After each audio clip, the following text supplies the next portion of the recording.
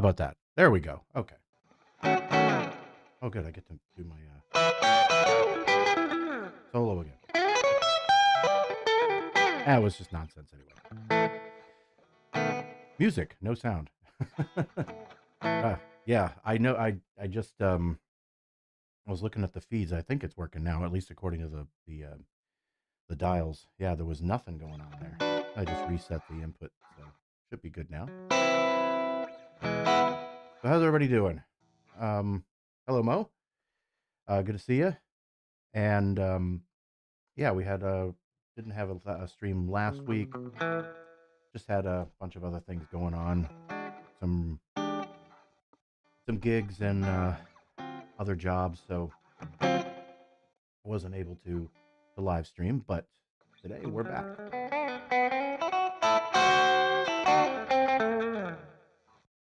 So, yeah, I'll give a little bit of update of what's going on. I've just been busy with a lot of other things, of course, as I've mentioned many times before, and I try to get to the next bunch of content for the channel. A lot of it's recorded, the guitar lesson, beginner stuff. It's just I'm in the editing process. The chord shape video is done. I just gotta mix it and thumbnail and upload, and should be good either later today or tomorrow for that one.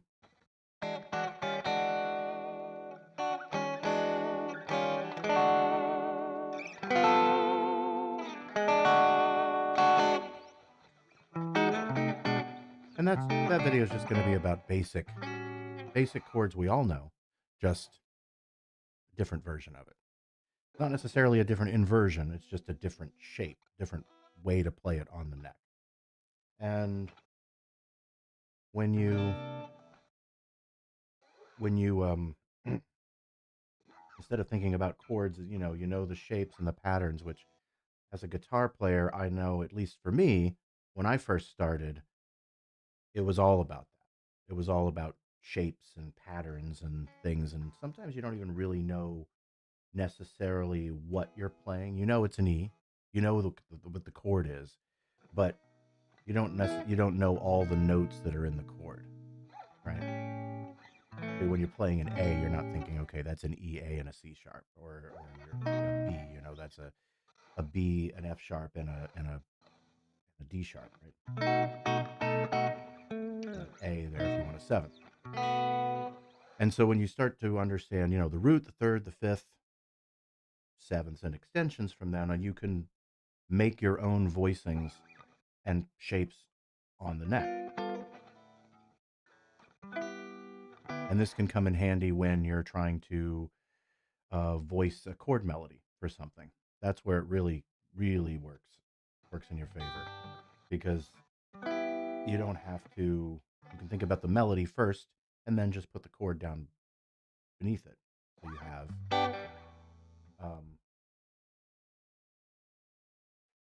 So you have what's called four-way close, basically, in voicing. You start with your melody note, whatever that is, and then you voice down the chord, whatever the chord is for the song. And sometimes, even sometimes the sheet music or the music or the song you're learning, not necessarily conducive to voicing a chord melody. I was messing around with just a instrumental thing of Georgia on My Mind the other day, yesterday actually, and the very end of the song, right? It goes third to the one, but the chord that is written in the sheet music is a D7 sharp 5. That's that, right? So the A is raised, but the melody note is a B. So it's a sixth of a D chord. So you can see the problem there, right? You've got a sharp 5 right next to a 6. And that creates what's called a minor second interval. And although that has its uses, um, it's not something that's really conducive to chord melody. So in something, when you see something like that, just don't play the sharp 5. Just omit it. Play the rest of the chord, which of course you end up with when you do that and you add a 6 to a D7 chord, you get a 13.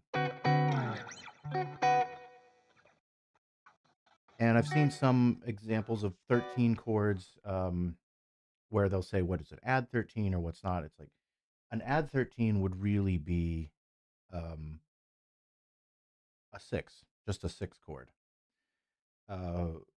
You've seen some shapes like this, like a 9 with a putting the 13 up here. So if it's G, E. But that's not really a 13.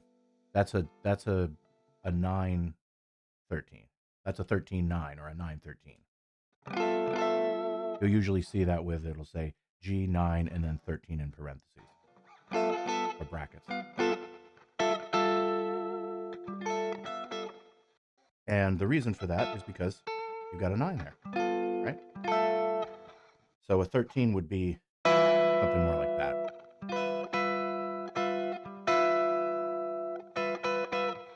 The way you add the third. Subtle, little changes, little things like that.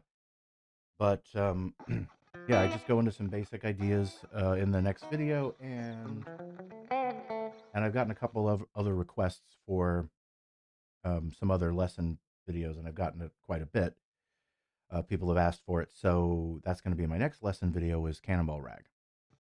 And I'm just going to kind of do my version of it. There's a version on the channel.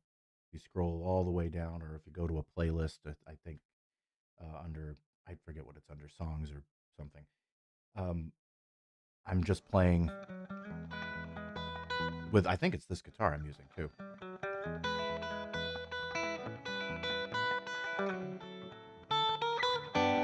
I use a thumb pick typically. Right. So it's kind of a cobbled together version of the songs, a little bit of Merle Travis, a little bit of Tommy Emmanuel's version of it, a little bit of other versions I've heard online, and I just kind of grabbed like, oh, I like this, what this guy did, or this version, this verse, and this riff and that riff. I mean, it still has the main, still has that, and that. It's got that, and it's just the same chord progression, round and round and round and round. Starts on the E, then goes to A, then it goes to D, then to the 1 or the G. So it starts on a dominant third, and then it goes to a dominant 2, 5. So it's a 3, 5, 1, dominant 3. Sorry, dominant 6. It's a 6, 2, 5, 1. I don't know if I. Yeah, E7. E7 is the dominant 6. So it's a 6, 2, 5, 1 chord progression. It's just that instead of being minor, which would be excuse me, diatonically, it would be minor. You'd have to go E minor and then A minor and then D7 and then back to G. So this just, it's all 7th chords or 9 chords or whatever. And then it does the turnaround part, which is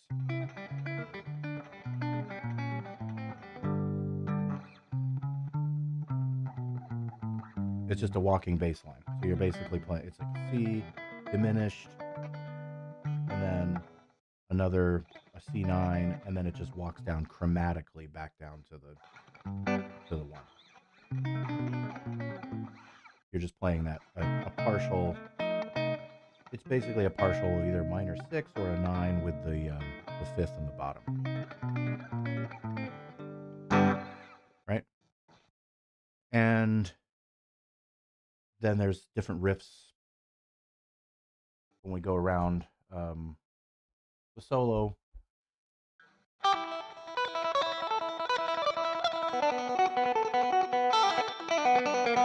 Stuff like that, right? And then going into where's that? Oh, there's this little kind of sort of a banjo roll. It's not exactly like a banjo roll. It's a simplified version of it.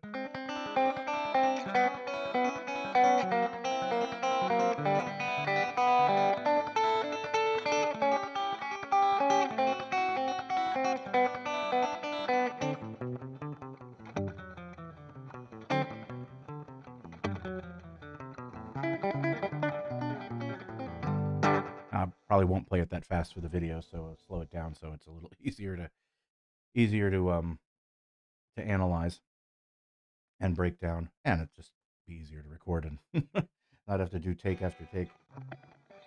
So I'm working on the tab for that, and then that should be, I don't know how long, I don't know when that video is coming out, but that's going to be the next lesson video. And I want to do a shout out to everybody that signed up on Patreon. Thank you guys so much for that. I really appreciate it. If you've sent me a message on Patreon, I know a couple people did. I apologize for not getting back to you. That the For whatever reason, Patreon, when I first started it, they were sending me notifications all the time about, oh, this person signed up, this and this, and then all of a sudden it just stopped. I didn't hear anything, and I checked it, and nothing new had changed. So I kind of not forgot about it, but just didn't. It wasn't on my main priority list to check, and then I went back and checked it. I usually check it when I upload a new video, so that's when and in between this space of uploading videos, a bunch of people have either subscribed or sent me messages and stuff. So I try to reply when I can, and I'll be much better about that in the future now that I know that that's also growing a bit as well. Morning, Gizmodos.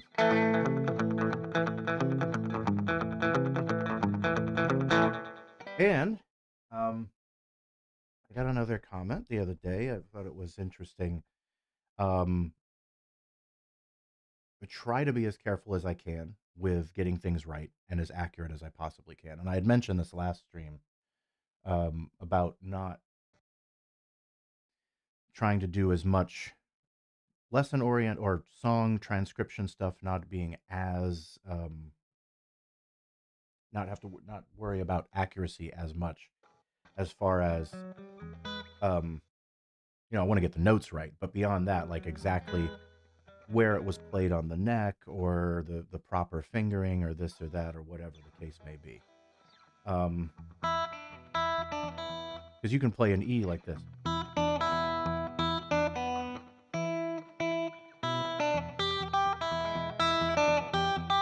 Or you can do it.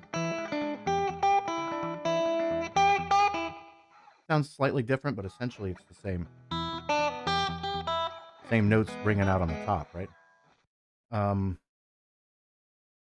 So a lot of the lessons going forward on some of the songs, when I play songs live, I don't really play them note for note, 100%. I'll get the main riff as close as I can to it, and then I'll play the solo as close as I can to it. But I don't always play the solo note for note. When I played, what was it? Good Rockin' Tonight. I played that song for years, and I've seen countless guitar players that I've played with play it, and everybody kind of sort of played it the same way. Either they went the solo, they would go this, right? And then they would just do walk down from the 5, or here on the, but that's not what's going on at all. It's more like that's the voicing that's used. It's that third on the top. And that's what's really going on. It's not walking down to the 4, it just stays. Right? And when I went to analyze it, oh, geez, it's completely different than what I than what I originally thought. But so going forward, I'm going to be doing kind of my approach to the song, my version of it, the way I play it live, the way I've been doing it for so many years, and I'll make sure that I let you know in the video that that's what it is. Some of the ones coming up too, I've changed intentionally because it works better. Some things work better for singing rhythmically, and some things work better for in as a single solo guitar, being the only guitar player in the band, or whatever. And sometimes there's a I love playing this Cats on a Hot Tin Roof, the Setzer Orchestra tune. But playing songs like that, obviously the horns take up a lot of the sound, and you can sort of emulate that with the guitar a little bit. So that's what I'm going to go into on the videos, like how to play some of the horn lines that you wouldn't find either in tablature that you can either buy or listen to. You have to kind of figure this stuff out. And I just added in there to kind of fill in the space, right? Um, I'm sure I do it with a couple of other tunes. There's even a couple of my songs that I've done. There's an original TeleDynes song called 47 Cadillac, and it's got some horn parts in there that play the melody line. The guitar really isn't playing it. And it's just a simple like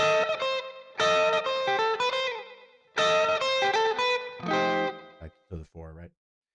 And that line is played by the saxes, the trumpets, or whatever. So I will add that in, and then the horns will go something like that, right? Whatever the parts are.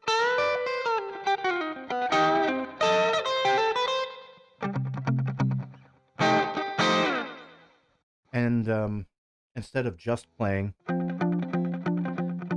you go into the four, you can play an F9 or and add those little hits in there, which may or may not be in the original recording. And and I sort of went off the recording of when I did Summertime Blues video. I kind of went off that the Setzer version and the Eddie Cochran version. The Eddie Cochran version, there really isn't much to it. It's just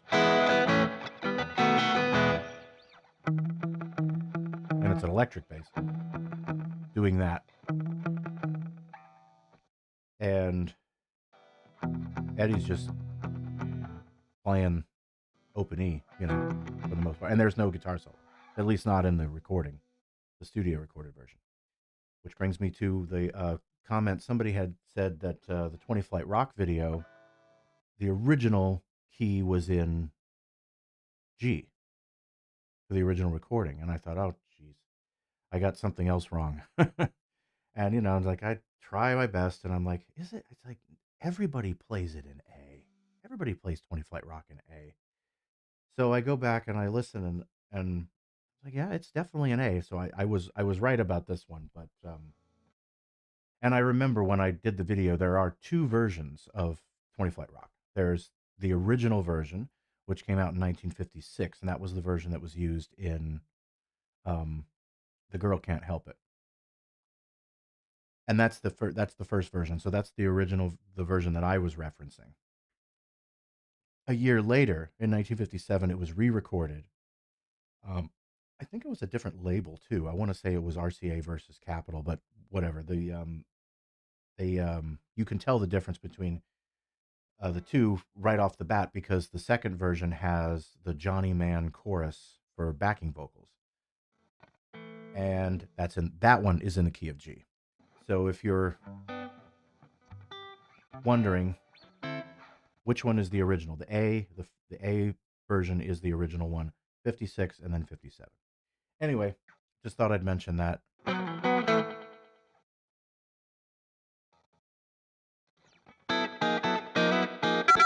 Whoa.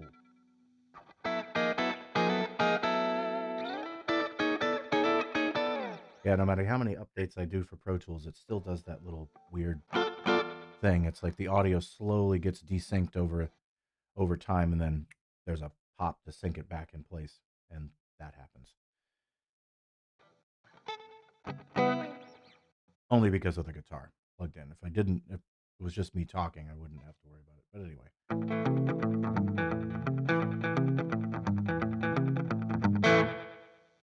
so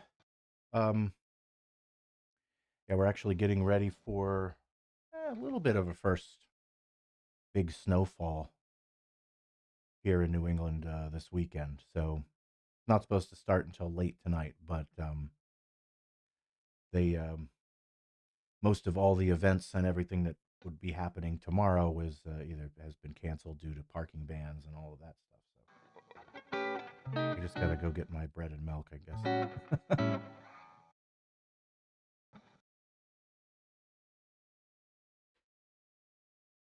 All right,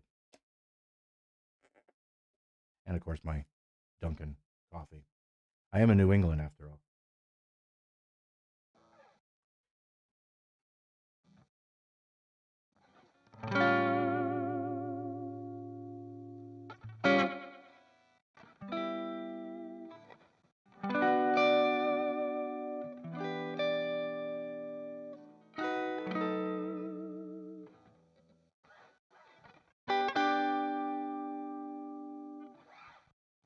Yeah, so I was messing around with that,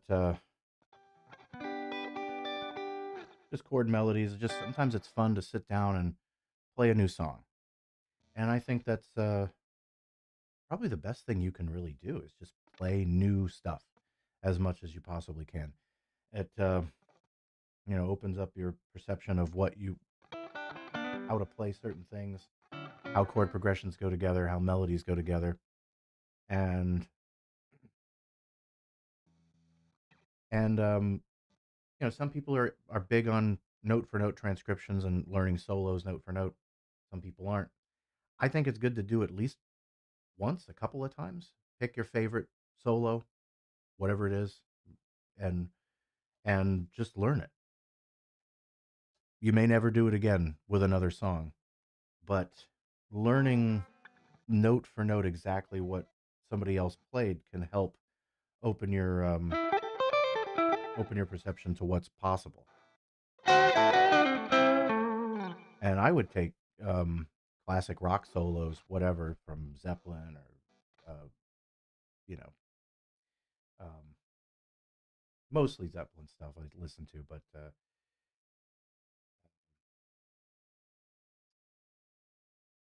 whatever, Boston or something like that, and you just learn a couple of the riffs here and there, and most of that stuff's pretty is straight eights. So then you take those kinds of riffs and swing it a little bit, or turn it into triplets. Sometimes it's already there, um, so you can have to alter it a little bit. You hear that riff a lot with Zeppelin, and you slow it down and put it in more of a triplet form, and you can kind of swing it if your rhythm is.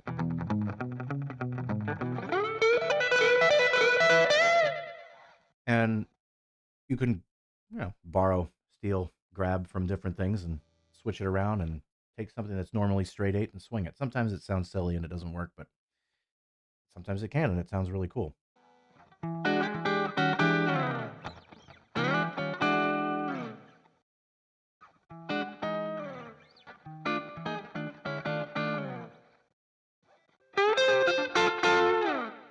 All right. Well, let's see. What else is going on? The next thing, of course, with the channel, I've been um, doing getting the shop together. So I have some merch on the YouTube channel. There's stuff on Patreon, but that's not. I don't deal with any of that. That's just generated by Patreon, and then they ship it to whoever signs up after however many months it takes to get the to reach the amount to get the merch. Um, but for the the not the YouTube members, but just for the Shopify thing, that's going to be our merch that we sell at the shows. Those are the T-shirts and stickers and buttons and things like that. Um, so that'll be coming soon. It's just I've always typically used either Square Cafe Press or some. I've never used Shopify before, but YouTube limits you. You're only allowed to use, um, um, at least if you want it linked in the channel, you can only use like a handful of online shops. So,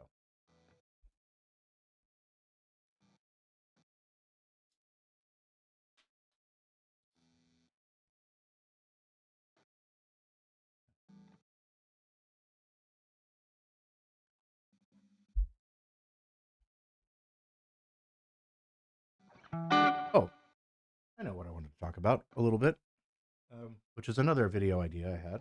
Why not? This video will just be for fun. Gear comparing video. I do. I just got a new little amp. I've been doing this duo thing, and and working up a solo gig as well.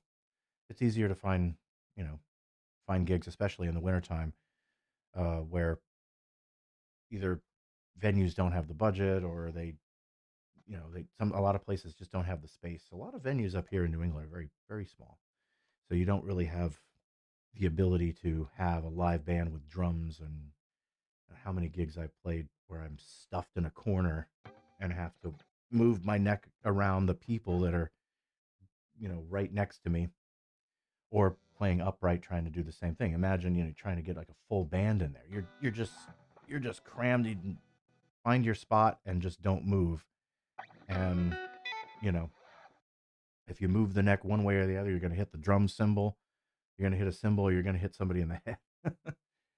So playing solo gigs is where a lot of people end up going, or a duo thing. So I bought this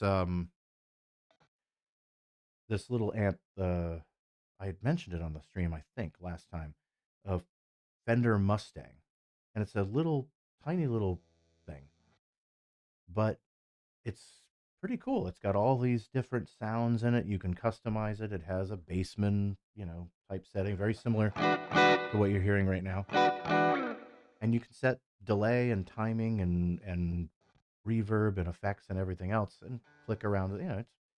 It is pretty cool. I am curious to what, just for fun, just to see what does it really sound like against the real deal.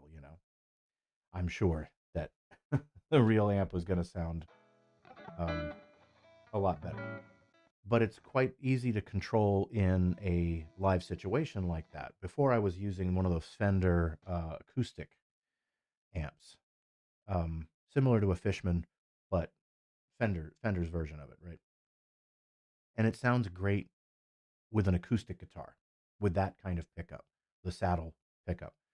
But when you plug an electric guitar into it, it's just there's no tone at all. It's just completely dead. It doesn't even sound like a good jazz tone or anything. It's just you'll get a lot of bass and you'll get barely any on the high end. And if you do, it's really piercing and it's not very pleasant at all. So this little Mustang kind of um, filled that void without having to drag, a bigger amplifier.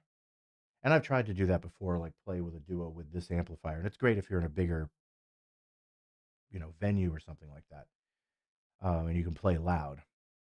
But a lot of these gigs are restaurant, hotel type gigs, and the big amplifiers are just too much, obviously. So I can definitely recommend that if you're looking for either practice amp or um, an alternative amp to play in a small venue. You need to play really quiet. I don't know if it's loud enough to go play over drums or anything, but maybe if they had brushes, probably could do it. Might be able to. Um, and it's fairly simple. Uh, there's no line out or anything like that. It's just one direct in, and you have your gain, your master, bass, treble. There isn't even a mid knob. The mid range knob is done in the digital settings part, which is strange. And I've never been a big fan of the mid range knob on amplifiers. I'm so used to the old ones where before they put the mid knob on there. So I usually just, if I have to deal with it, I'll put it right at 12 o'clock, try to keep it even, neutral sounding. I find that the mid, turn that up too much, it starts to sound boxy and thin, like a trash can kind of thin, or I don't know exactly how to really explain it, but it's not, it doesn't have a nice round tone, a little too edgy, and not in a pleasant, like overdriven way. It's just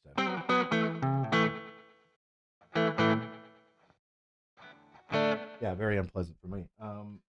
So yeah, that's it's like 150 bucks or something, and it's great. Yeah, great. Hey, good day, Ben.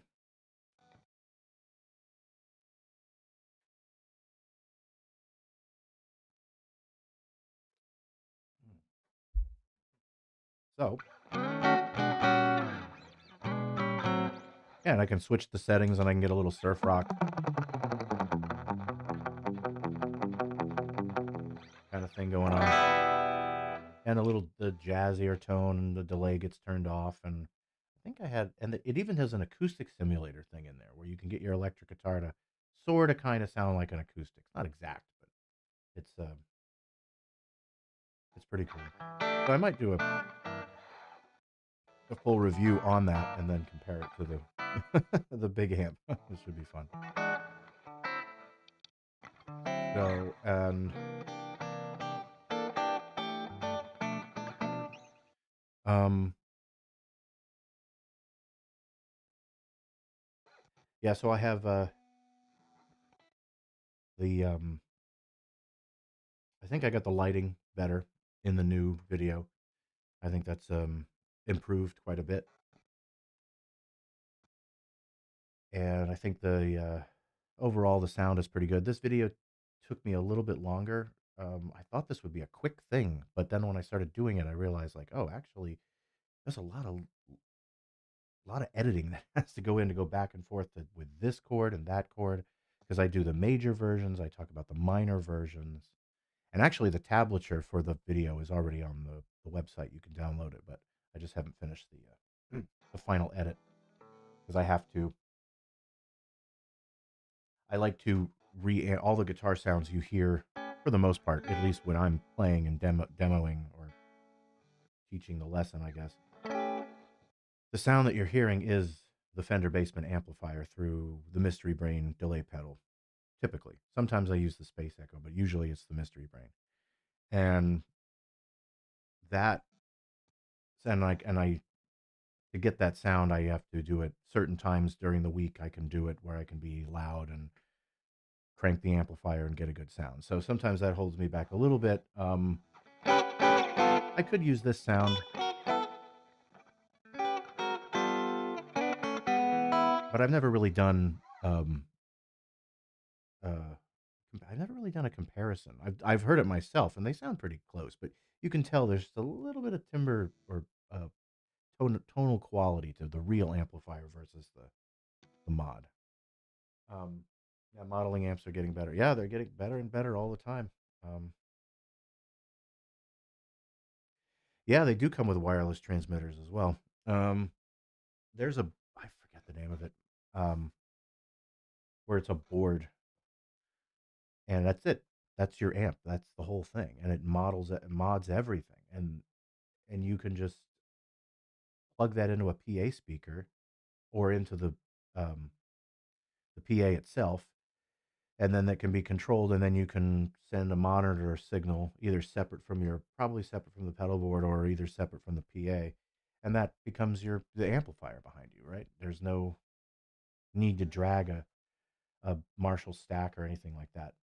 My problem or with modelers is it's great for small gigs and everything else like that, but there is something to be concerned with, or not aware of.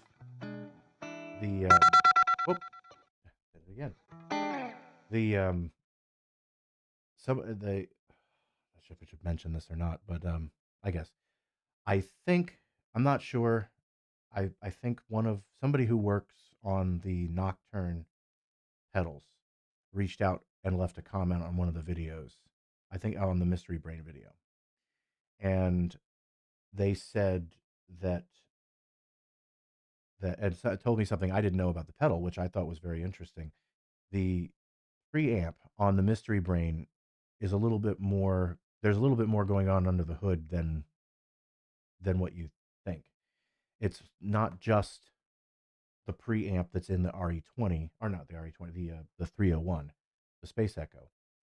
It's a combination of that, but also a preamp from an Echoplex, because I guess that some of the Setzer recordings, I don't know which ones because they all sound a little different. So I doubt very seriously the chains are the same. I'm guessing Mystery Brain sounds fairly based on like Dirty Boogie, Vavoom, Ignition, like those three, that era of um, of Setzer stuff. I guess that he would run the amplifier um, when he was recording. He'd do the Space Echo, and then it would be reamped again through an Echoplex. So you'd get two stages of to an extra gain stage, basically. And the Mystery Brain emulates that.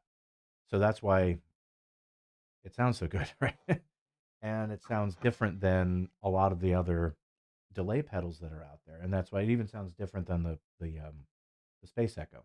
Although I can get the Space Echo to sound pretty good, but there's one thing I have to say about that, and that's great and that's cool, but that's not what it sounds like live. Like if you listen to Setzer live, you're not hearing that. You're just hearing the basement amp with the Space Echo with a Gretsch guitar. It's not going through an Echoplex chain behind the scenes, or any of that stuff. And the same thing with when you listen to Stevie Ray Vaughan, you're hearing two twin reverbs or four, or however many he had, um, chained together, and there's only really one way to get that sound, and that's to have two twin reverbs or four, chained together, and have the the bassman behind you with some kind of just separate delay. So that's the thing with a lot of the modding amps, is that you're modding the sound of a recording, not the sound of it live. So it's different. And when you plug, that's why a lot of these tribute bands, so they can sound like the original recording, because essentially all of their instruments are being sent through modelers that are modding the sound, that are imitating the sound of the recording, not necessarily what the band sounded like live. Like listen to the Beatles or Zeppelin live versus the recordings is night and day. uh and I think, and so that's a to me that's a big difference. I don't like the idea of necessarily trying to sound exactly like the recording. I want to just have a great live sound, which is why I've never been a huge fan of using the attenuators to keep the volume down on the amplifier. But again, play quiet, small clubs. And since I've gotten away from digital pedals in general, although I know there's got to be some kind of circuit board in that um, Space Echo. I don't really know what it looks like, what's inside it, but other than my little tremolo pedal, I don't really play any other pedals live. As I do you know use a noise suppression pedal? No, I do not. Um, it's I've never I've never really had like a. And then there's also the sustainer pedals and stuff like that. I know a lot of the chicken picking guys, they will use the sustainers and noise suppressors and stuff like that. I don't really use any high gain um, uh, pedals or distortion pedals or blues drivers or tube screamers or anything to need to really quiet it down. And the amp's fairly quiet. I don't really get a lot of buzz or anything. These guitars are wired pretty well. I pretty much, when I play live, I just play the Phoenix and the Blue harbor. This one's got some electric, you know, issues here and there where it'll cut out or crackle or something. I've got to take it into somebody and have it completely rewired. Now, when I plug my single coil in and I do the telly, that one's noisy, more than likely because it's not grounded properly. It's not shielded properly. And you run into that with single coils versus humbuckers, obviously, anyway. But I haven't really had a need to use anything like that. And the amps have also been completely redone. So all the capacitors, all the transistors, all the everything's been completely resoldered and rewired. All the parts are new. I had two of these amps and I had them both done, and the I got a bag of like a Ziploc bag full of parts from each one from each amplifier with all the capacitors and and transistors and caps and everything else. And it was like, just in case, we need for uh, original parts or whatever, and to show that, yeah, he did the work, I guess.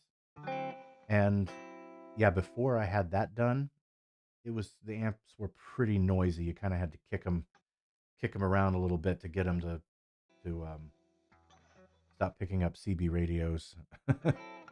I'd play a gig or at practice or something like that, and all of a sudden, if a truck would go by, somebody would be on the it would come right through my amplifier.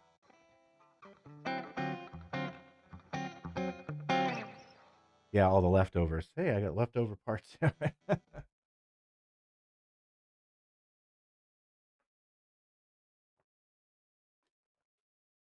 The other the other pedal I have been thinking about getting, I do have an octave pedal. I've used it a couple times. It's more of a toy because you can't play chords with it. You have to be careful with what lines you're playing, and it's kind of silly. But at least for rockabilly stuff, it just kind of gets in the way. And every time you add a new pedal and a chain on a pedal board, that's just one more thing that can go wrong. And it's happened to me. I've seen it happen to other guitar players on gigs where they have their pedal train and they got everything set, and all of a sudden something's not working, and they have to go through one pedal at a time. Nope, it's not that one. Nope, here's okay, it's the pedal, or it's the cable, or the jack got loose or something like that. And you know, people will stomp on these pedals and hit them hard, and it's like, it's still, I know they're designed to be stepped on, but you don't want to put like kick them too much. Eventually they'll break. A lot of the times those jacks inside the pedals are not just typical, like,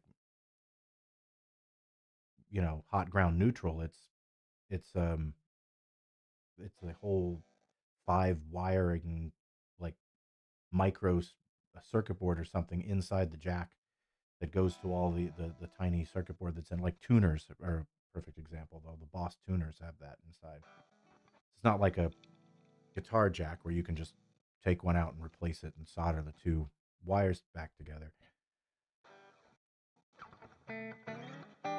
So yeah, the other pedal I've been thinking about getting, and this is something I don't know if it's even going to work, but again, talking for the solo gigs, are one of those Ditto looper pedals, and you can have up to two tracks going at the same time. So you could have you know, a rhythm going, and then it keeps going, and then you can solo over the top of it, click them both off, and then take back over, or have a double guitar line. I don't know how that would work with a band or anything like that, but might work, might not. I get if the if you record something on the pedal and then the band speeds up, the pedal's going to be behind, so I don't know how well that would work.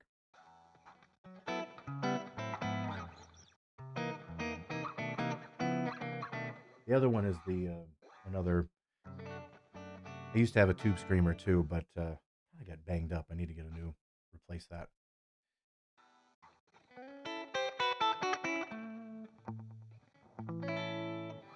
But for the most part, if I just went distortion, I just turn the amp up a little bit more. Trio Plus. Okay. So that's okay. Let me take a look and see.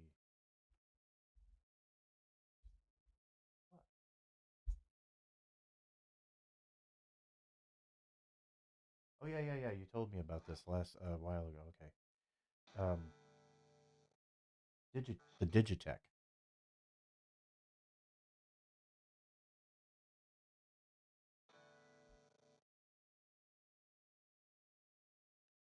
A little bit more. It's a little bit more than the Ditto for sure, but cool. Oh wow.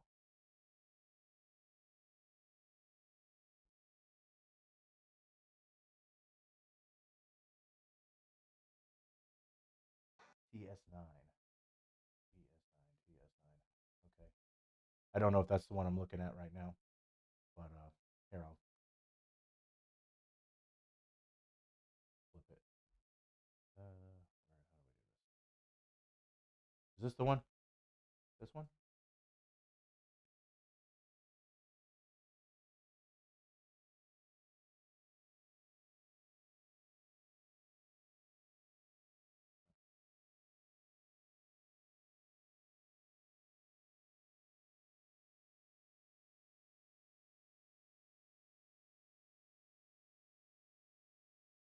Yep, that's it. Okay, great.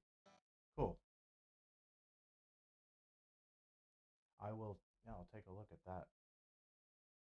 Um, see if I can make something like that work. And that opens up a whole. It plays rockabilly. Oh, great. Yeah, it can open up a whole new catalog of material that I can play live, as opposed to just banging out chords.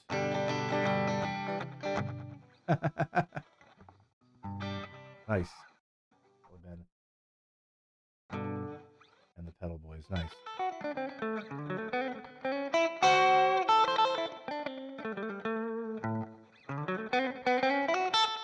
Yeah, I'll have to. I'll try that one and see if that'll.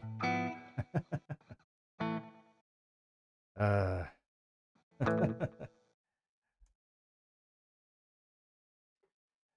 yeah, that should be interesting. I don't. I guess you can loop multiple parts there because I see it said part one, part two, part three, or whatever.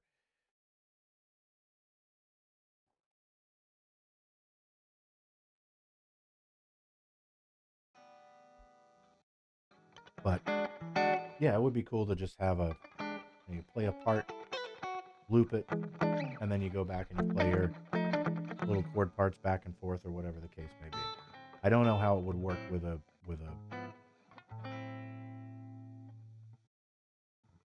really. So it puts the drums and the bass in there too. That's cool. Yeah. I wonder how it would be with like, but you don't have to use the drums and the bass if you don't want to. I would imagine.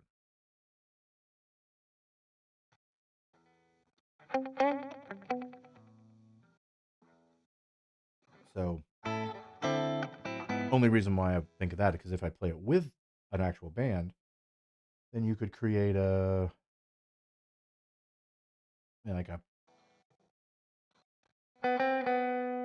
like a harmony guitar part or something like that.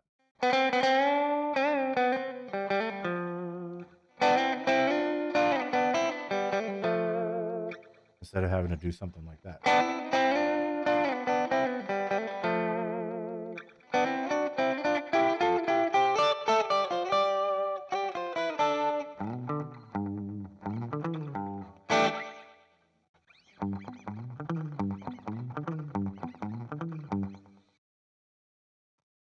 A Bartel?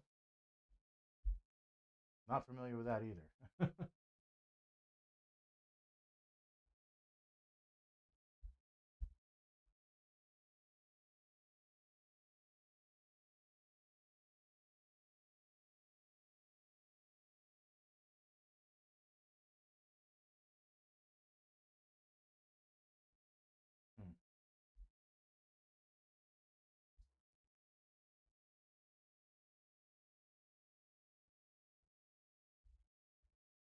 Trying to look it up. Let's see. Is this an overdrive pedal? No.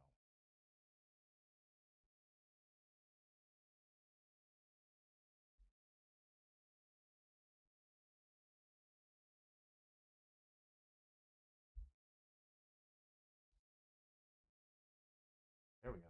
Was not coming up on Sweetwater for some reason. Oh, it's an amp. Oh, that's cool.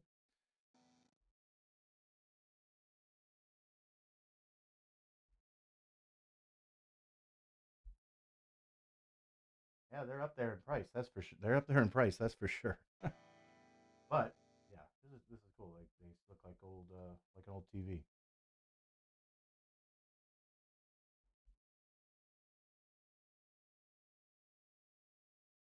That's cool looking.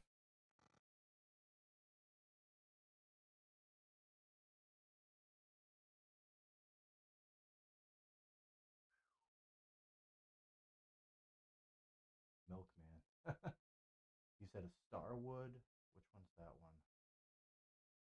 Starwood. I don't know. I kind of like the look of either this one here or that. My God, 5 grand. But yeah, I mean,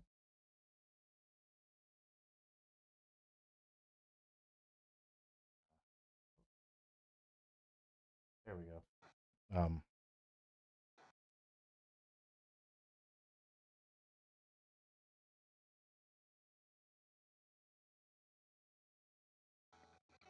Cool. Oh, I bet they sound great. I mean, yeah, to get the you know vintage vintage amplifiers are nice, but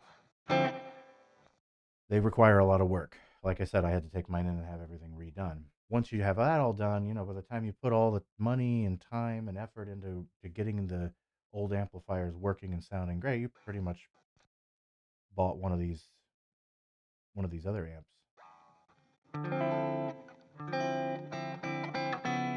Well, one day.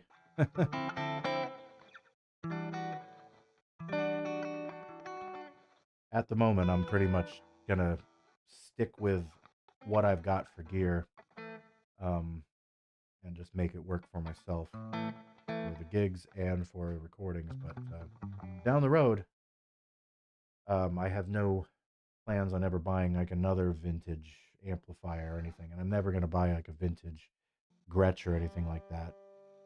More than likely, again, the work to get those things functional and playable is just not. It's not worth it.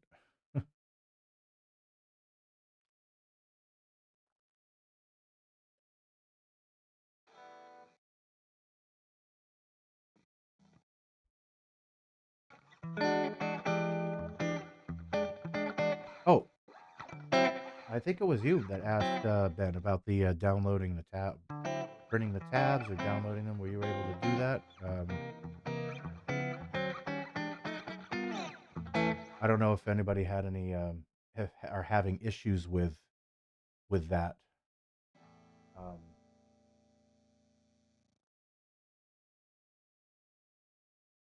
but if anybody is, it does depend. It might depend on the browser that you're using. If there's an issue with download, oh, you found it. Okay, good. I typically just use the Google Chrome browser for most things, but yeah, if there's a unfortunately, that's the only way I can put them up there is through it'll just go to a separate browser window. But yeah, it would be nice if I could just put them in a zip file. I guess I might be able to do that. I don't know.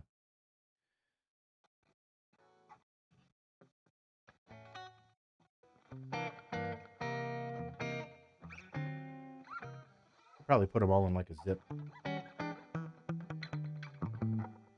And a couple of people have asked about some backing tracks. I don't like this when I make the videos. I only make the parts that you hear, so I don't necessarily make the whole song. So if there isn't a signature intro, I'm not going to do the intro. If there isn't a you know um, unique ending, I'm probably not going to do that either. So it's just going to be the sections that of the song that I'm teaching, and even that it's going to be broken up into little chunks, so I don't actually create the whole thing. But since some people have had some voiced interest in it, I am going to start working on backing tracks slowly. It's going to be a while before I get them, but they will be available probably through. I'm not sure how I can. I'm limited on space with the website, so it'll probably it'll probably be on Patreon or through YouTube, probably under YouTube membership, because making those backing tracks does take quite a bit of time. Um, and making the tablature takes a little time too, but that's easy because I don't have to really. I can just sit here with a computer and just you know type out the what you see. But with the backing tracks, you gotta play the bass, play the guitar, write the drum parts, and mix it, master it, all of that stuff. Where the sheet music is not that big a deal to write out, especially now with that Guitar Pro uh, program. I mean, that thing's amazing.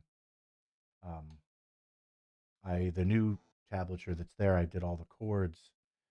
I just did chord blocks. I think. Let's take a look. See what I got here. What I did.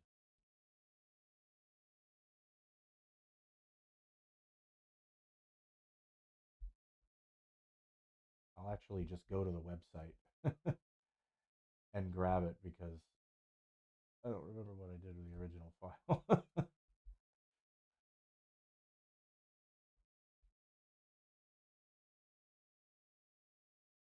um, there it is. Oh, it's up. It's the largest tab yet.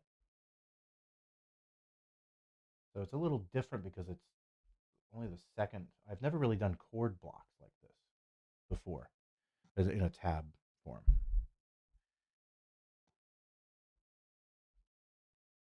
Let me zoom out. It's pretty.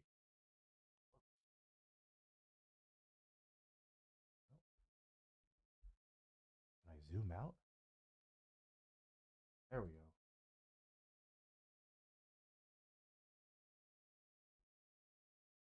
Yeah. So these are. That's part of it, and I do a 625 turnaround a couple of different ways throughout the video. So I show that. Oh, thanks, Ben. I appreciate that. I'm glad the videos um, are easy to follow and people can you know get something out of them. Sometimes you never know you're making it, and you've wrote the script and you're saying your things and you're just saying the words, but you're not really thinking about the meaning of it, and you just hope, well, I hope I got that right. And sometimes I go back and pick stuff up, but yeah, these are the chords. So there's a bunch of different pages here. So I start with C, go to D,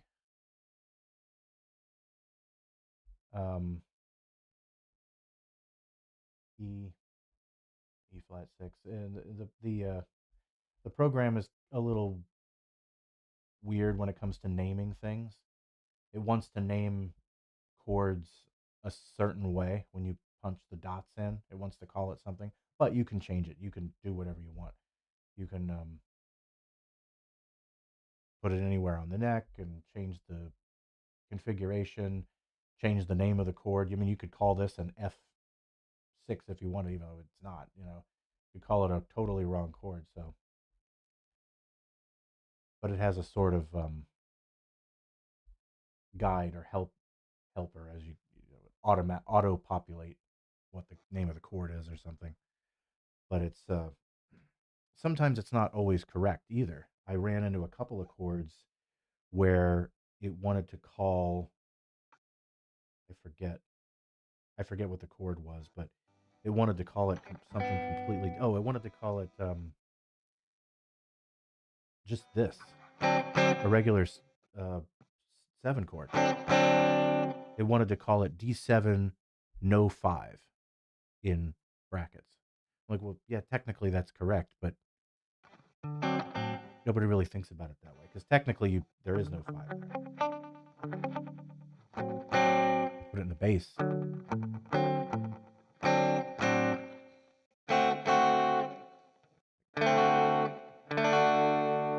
So that one, or you get this one here. Now that one's got the 5 in there. You got the 7th in the bass.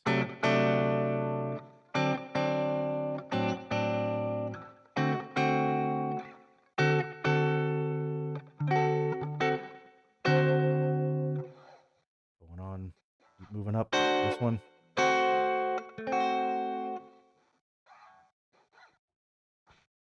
Yeah, that not necessarily different inversions always, because they do repeat. 13, this 13, same thing. Whoop. Same thing, just different place on the neck. You can hear that one has got a rounder, thicker tone to it. Because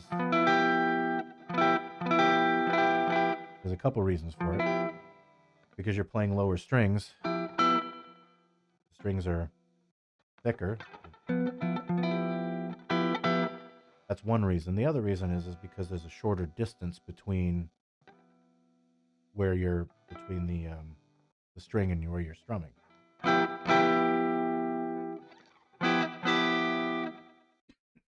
See, if I do that, I strum right between the two pickups, which is typically where most people play. If you go up here on the neck, a thicker tone, right? Same thing here. It changes. If I want a thinner tone, I go down here.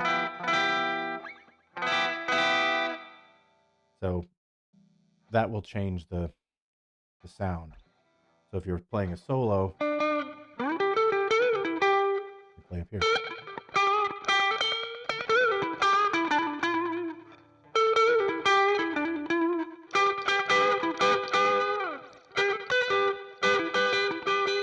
You can get a kind of thicker, you get a thicker, sweeter tone just by moving your picking hand around. Right? So a whole bunch of different sounds you can make just without anything other than just the guitar.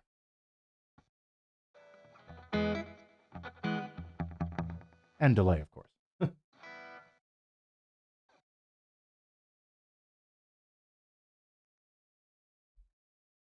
I don't have to play with delay, but I pretty much do on most everything. The only time I turn the delay off is when songs start going really fast, 2 beats, double time swings, stuff like that. That's when it'll, like Cannonball Rack, right?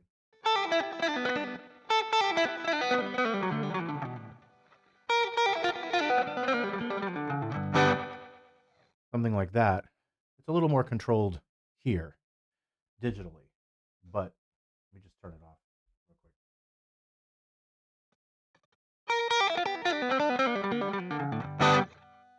Right?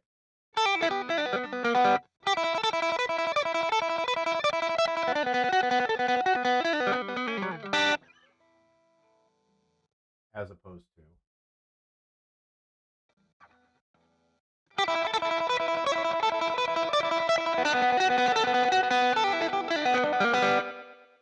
Right? It's fine. I mean, and when you're playing, like I said, in a very controlled environment like this, it sounds a little bit more washy, a little bit more um, saturated, I guess, with the delay.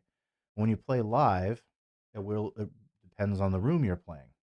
If you're playing a very dead sounding room, I've played a couple of places where the whole stage is carpet, the whole ceiling's fairly low, and it's just excuse me, it's just dead. There's no the guitars don't sustain. It just nothing. So you need all the help you can get. And then I play places where it's like a tin roof, right? And it's just reverb, cement floor, and just the sound just bounces everywhere. You probably don't even need that much delay in general. You just keep the delay down overall and then turn it off when it gets really fast like that. Otherwise, the guitar can become all delay and messy, and you don't hear the notes anymore. But that's really about it. I mean, pedals for me are um, I do a lot of singing, so I don't really. I'm usually in the moment of it, and I don't want to be in the middle of a song, flipping between this effect and that effect and that effect. I guess if I practiced and did the song like okay, like a looper pedal or something like that, I know I gotta hit it at this point of the song and play to that. And I'm used to playing to backing tracks and stuff anyway, so that wouldn't be too much of an issue. But when you're playing with a band and you're just improvising, if it's other than just clicking a pedal on for an effect, um, I'll forget to turn the delay off or turn it back on or whatever the case may be. In the case of this using the Space Echo, I don't have a way to turn it on and off with my foot. So if I forget to turn the reverb, if I forget to make an adjustment on the Space Echo, you have to either stop playing and go make an adjustment or deal with it. So that's the same thing with adjusting. Um, I typically don't adjust the delay length. What's the light? What I'm trying to say? I guess they call that. Yeah, I get. Yeah, I guess the delayed, um, the delay time. How quick the delays are, or how far they are apart. I typically just have two settings. One where when I if I play Sleepwalk, I'll have that cascading delay effect, and then I'll have the quick delay here. Occasionally, I'll make it a little longer if I want to do some like Cliff Gallup stuff. If it's a slower tune, I'll have the delay a little bit longer. But uh, generally, it's just the quick delay, and that's it. And off to the races, and you just play the whole night with a few extra um, changes in tone here and there. I have a spring verb pedal that I'll use the spring. What's it called? The Dan Electro Spring King, I think, and um, or the Van Zant Spring Verb pedal for the surf stuff. But again, that can get really washy. Um, in a if you have a really you know reflective environment. If you're playing in, I've done that before too. Play in front of a glass window. That's the worst possible thing to do. It just everything is reflective. You can't hear anything. The bass just gets sucked out of the room, and then to hear it, you want to turn it up. And then if you're on the other side of the room, the bass is super loud. Uh, if you're or in certain spots, or sometimes it goes up and just completely just gets washed out if there's a lot of people there. And every room is slightly different. And it's one of the reasons why I ended up settling on these basement amplifiers. It's also, the Setzer amplifier and whatnot, but I tried a bunch of different ones live, at least back when I was looking for amplifiers in the market for it. I tried Vox AC30s, I tried Crates, I tried uh, like Fender Deluxe and Fender Bassman, the 410 version, the reissue, not the original. And just every time I'd play a lot of those amplifiers for whatever reason, I even tried using, remember those pod, I think they still make them, the Pod Line 6 uh, devices, the kind of the first one of the first like multi effect amp mod pedals, and there wasn't any kind of USB. I don't even know if USB was, yeah, it was around, but it was brand new, and it was just analog. So you would just go in jack, and then you could have a 1/4 inch jack in, and then two out if you wanted stereo, and you could get a decent sound. Um, and it was, you typically would just put that through speaker, right? Not just a PA speaker like the pedal boards they have today.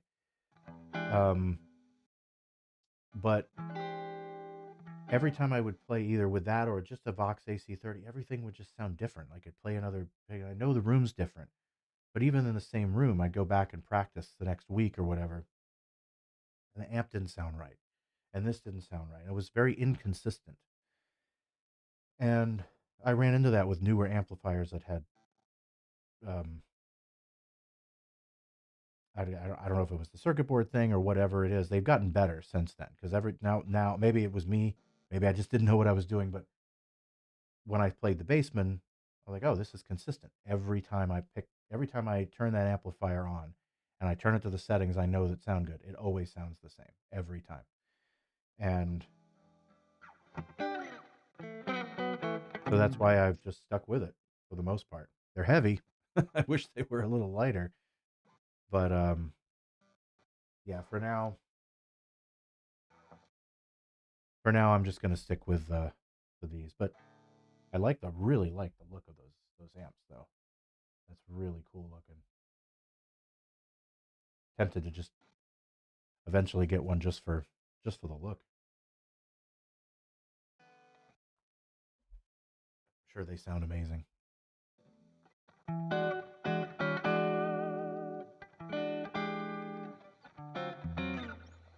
All right, let's see. Well,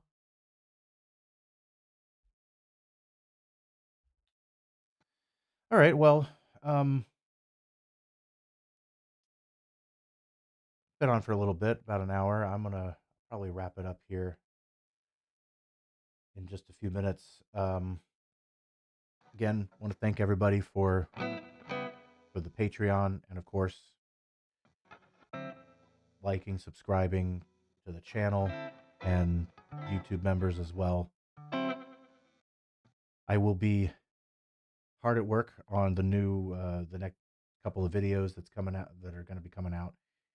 Actually, as soon as I sign off here, I'm going to finish up that other video because I got to do the reamping for it, and I want to get that done before the snowstorm hits, uh, either later tonight or tomorrow, and hopefully have that up by tomorrow. If not, latest on Monday. Will be dependent on my schedule. I got a bunch of crazy things that I have to take care of that I won't be at home for, so I will be getting it out as quickly as possible. I don't like I don't like having this long a time in between videos, but life gets in the way. And until then, um, probably for at least for the foreseeable future, as far as the live stream goes, because I've had some other jobs that I've been working on, um, for video editing jobs and audio editing, and as well as gigs and that sort of thing, has limited my time, especially on the weekends. So if a gig happens to be on a weekend early, like last week, I probably won't do um, the live stream that week. So for the most part, next week should be fine. The week after should be fine. After that, then I do have a gig on the Saturday a little earlier, so I won't be able to do March 1st. But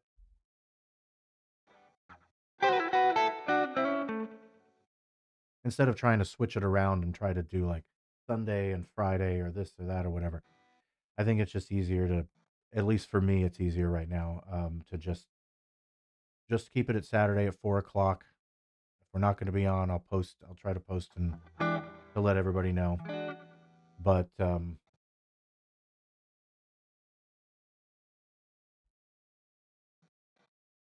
for the most part, the gigs are not, at least right now.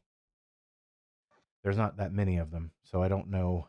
It could pick up usually around this. This is around the time of year when people start reaching out and gigs start popping up on the calendar. But and usually by the end of March, I pretty much have the year fairly set with little things changing here and there.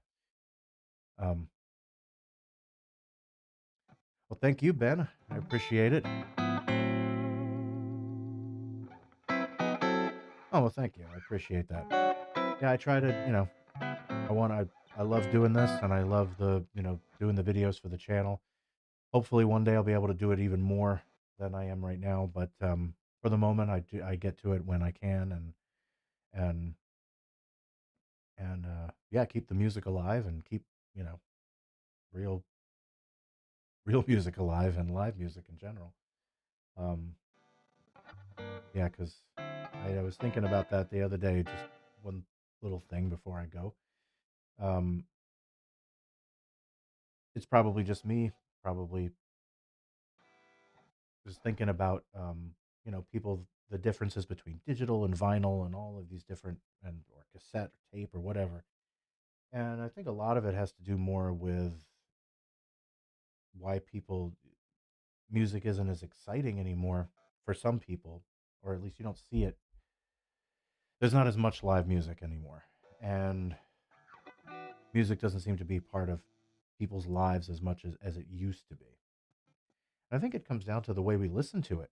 And it's not so much digital or vinyl or whatever. It's the fact that we listen, so much music now is just listened to on little earbuds and and or in the background, as opposed to listen to an old, when you turn on an old um, hi-fi stereo system and you crank that vinyl record up or plug a digital in, even it hits you, and you really feel it. And that just kind of, I'm sure I'm not the only one. That's probably just I'm sure everybody's thought of that, but it just really struck me the other day. I found an old vinyl of a Beach Boys album, and it was "I Get Around." I had that cranked up, and I was like, "Wow, this sounds great. This is what they. It was a really great recording." And I listened to it again recently on earbuds. I got just it, it's not striking me the same way that it did when I listened to the vinyl. And it wasn't so much, I don't think, the vinyl or the digital. It was just the way I was listening to it. Instead of earbuds, I was listening to it through a hi-fi stereo system. Um, so for whatever that's worth, my 2 cents. I think that yeah, I miss that, being able to really listen to music through a nice big stereo system. And maybe I'm unusual. I don't really have other than my old the record player set up with the old hi-fi system. I don't have a stereo system that I listen to music through. Like a lot of people will have like one of the Bose, those little Bluetooth speakers, which those sound great. Um, but here, you go to a live concert and you hear just the canned music that's being played before the band starts, and it just really kicks you. You really feel it. It's like, you can hear something like Johnny Burnett's uh, Rockabilly Boogie come blasting over these huge speakers and this huge PA system. It's going to hit differently than earbuds, for sure. So, and then of course hearing that stuff from a live band playing it is a whole different experience that unfortunately is not as prevalent as it used to be. But got to keep it alive. and keep the local music venues going too. Yeah, the earbuds generally suck. So anyway, just something I was on my mind. So until next time, again, I appreciate it. Thank you guys very much. We will see you next week on the live stream, and check out the video as soon as it drops. If you've clicked that notification bell and like and subscribe, you'll see the video will pop up, hopefully within the next by tomorrow. Until then, cheers. Have a good one, everybody.